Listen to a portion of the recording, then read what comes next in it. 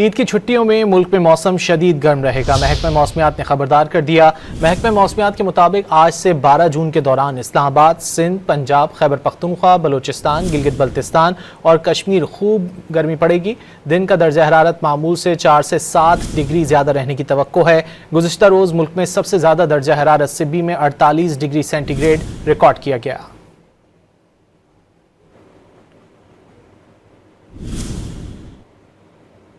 عید کی چھٹیوں میں ملک میں موسم شدید گرم رہے گا۔ محکمہ موسمیات نے خبردار کر دیا۔ محکمہ موسمیات کے مطابق آج سے 12 جون کے دوران اسلام آباد، سندھ، پنجاب، خیبر پختونخوا، بلوچستان، گلگت بلتستان اور کشمیر خوب گرمی پڑے گی۔